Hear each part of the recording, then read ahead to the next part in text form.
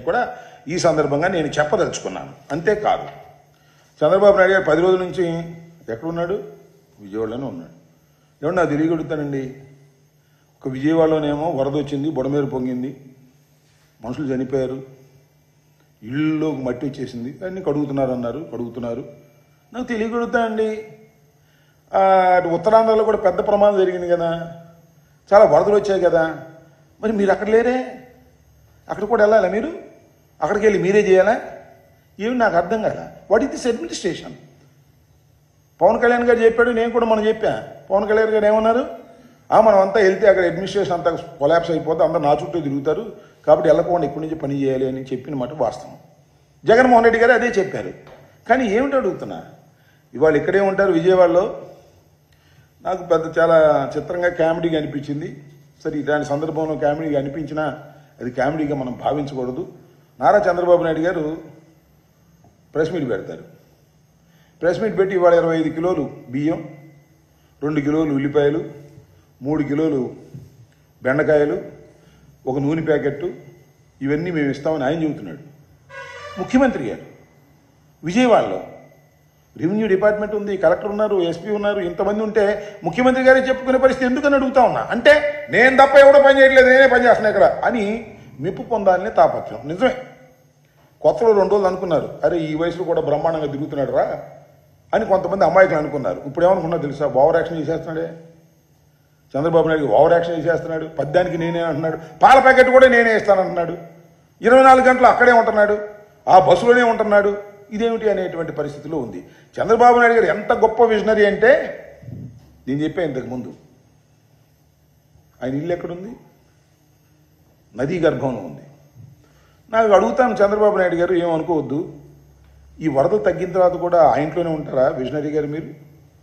లేదు, ఆదర్శంగా ఉండాలని ఆ ఇల్లు వదిలేసి వేరే చోటకు వచ్చి ఒక చట్టబద్ధమైనటువంటి గృహంలో ఉంటారా, లేక చట్ట వ్యతిరేకంగా నిర్మించబడినటువంటి ఆ నది ఒడ్డున ఉన్నటువంటి దానిలోనే ఉంటారా? అదేమంటే మునగలేదని కొంతమంది, మునిగిందని కొంతమంది, చివరికి ఆయనే చెప్పాడు మునిగిన మాట నిజమేనని. ఏదో కొద్ది నీళ్ళు వచ్చి తప్పేంటి అంటున్నాడు. ఎందుకు రావు నీళ్లు? నాకు అర్థం కాల. చివరికి సత్యనారాయణ రాజు గారి ఆయన ఆశ్రమం కూడా మునిగిపోయింది. అది చాలా ఎత్తులో ఉంటుంది. కాబట్టి మీ విజనరీ అలాంటిది. మునిగిపోయే ప్రదేశంలో మీరుండి, పోయినసారి నాకు గుర్తు, పోయినసారి వరదలు వచ్చినప్పుడు ఇలాగే ఒక బోటుకు వచ్చి అడ్డం పడింది. నా ఇల్లు ముంచడానికి బోటు అడ్డం పెట్టారు అన్నాడు మేము అధికారంలో ఉన్నప్పుడు. దానికి ఏమిటిది నాకు అర్థం కాదు. నీ ఇల్లు ముంచడానికేమో ఆ రోజున బోటు అడ్డం పెట్టాం, ఈ రోజునేమో ప్రకాశం బ్యారేజ్ని ధ్వంసం చేయడానికే బోట్లు పెట్టాం అనేటువంటి మాటలు మాట్లాడి కుట్ర చేసేటటువంటి పరిస్థితి మీరు చేస్తున్నారు. ప్రతి దానిలోనూ ఒక కక్ష సాధింపు చర్యలకు పాల్పడాలనే పద్ధతుల్లో పనిచేస్తున్నటువంటి మీకు నాకు ఒక విషయం గుర్తొస్తుంది.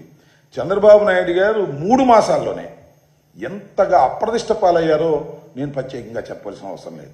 ఇంత నెంబర్తో గెలిచినటువంటి నారా చంద్రబాబు నాయుడు గారు కేవలం 100 రోజులు నిండక ముందే ఇంతగా అప్రదిష్ట పాలయ్యారు. మీ క్రేజ్ తగ్గిపోయింది, మీరు డౌన్ఫాల్ అయిపోతున్నారనే విషయాన్ని మీరు గమనించాలి. దానికి కారణం కక్ష సాధింపు చర్యలు చేయటం వల్లనే.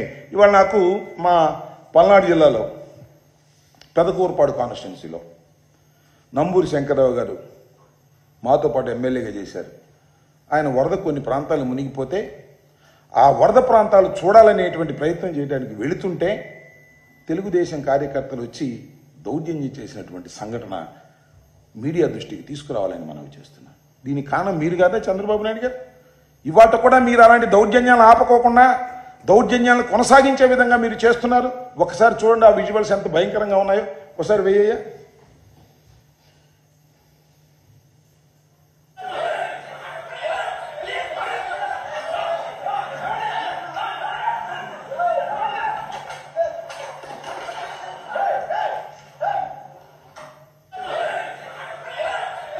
నెక్స్ట్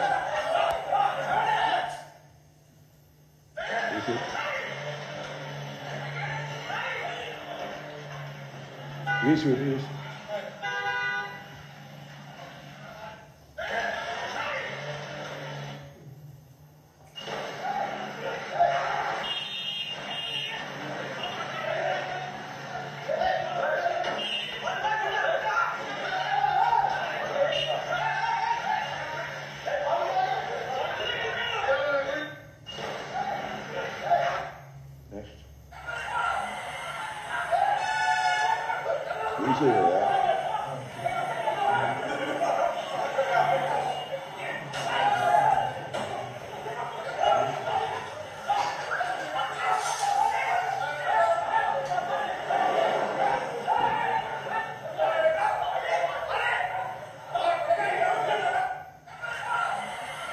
కొద్దిసి ఇది పెదకూరపాడు నియోజకవర్గంలో నంబూరి శంకర్రావు గారు వరద పీడిత ప్రాంతాలు ఎక్కడైతే లోతట్టు ప్రాంతాలు మునిగిపోయాయో ఆ పంటలు చూడటం కోసం వెళ్ళాలని నిర్ణయించుకొని బయలుదేరితే చూడండి, తెలుగుదేశం పార్టీకి సంబంధించినటువంటి నాయకులు కార్యకర్తలు కార్లు బయలుగొట్టారు.